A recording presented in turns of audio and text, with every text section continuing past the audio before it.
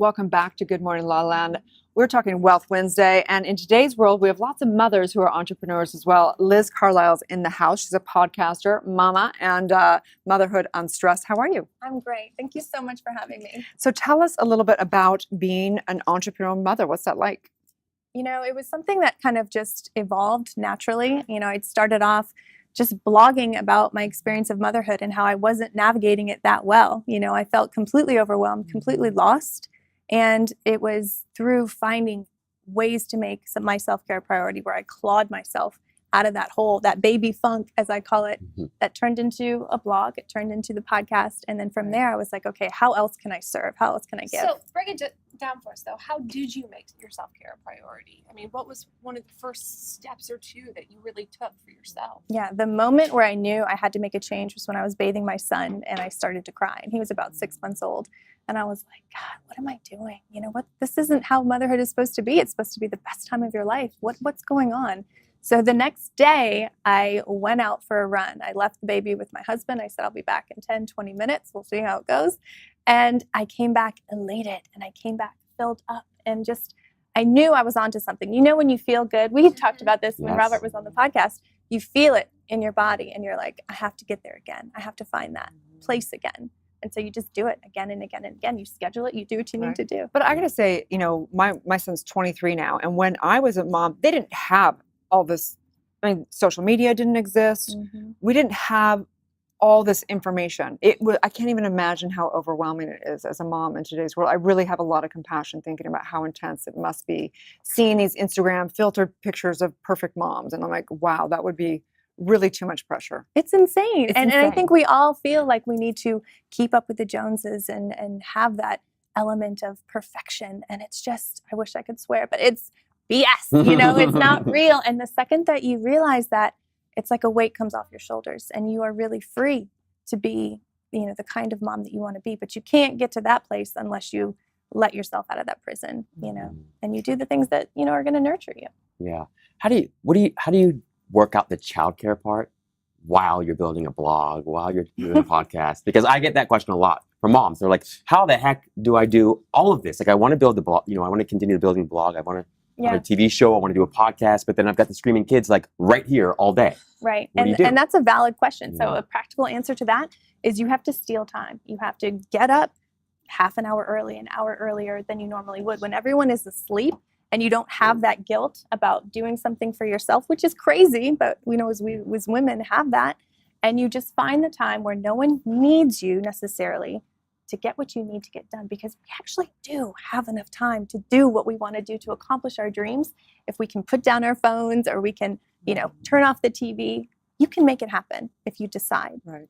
Plus, I think that, you know, probably a long time ago, we didn't live where there was a single mom or a mother and a father and with one child. We lived in tribes, you know, so it was very different. And I don't think that how we're living is necessarily the best way. And I think it's really intense on mothers and fathers and that relationship.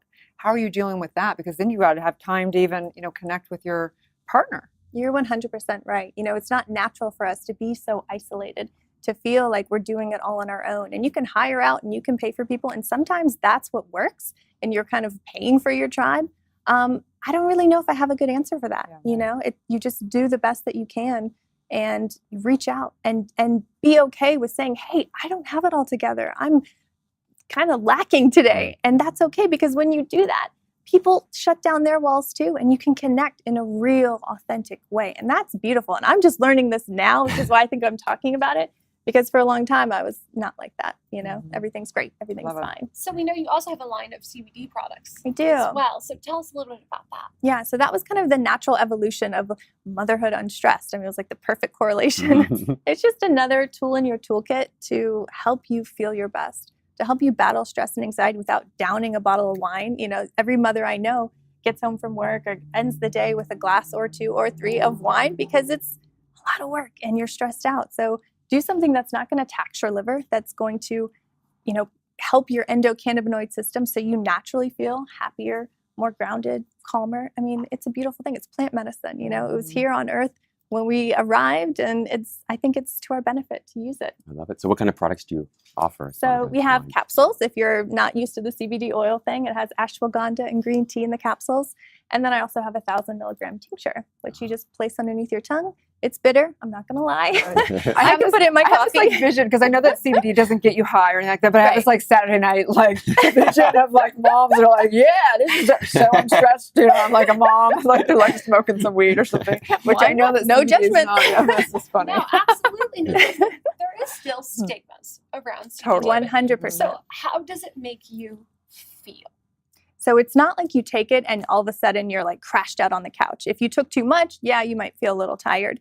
It's really more of a gentle calming. You know, when you feel stressed and you're like, your shoulders are up here and you're not really breathing. Like last night with the full moon. Right. Me too. Oh But my when you gosh. take CBD, it's like, it's a letting down, you know, and you just feel like you can really be your authentic self.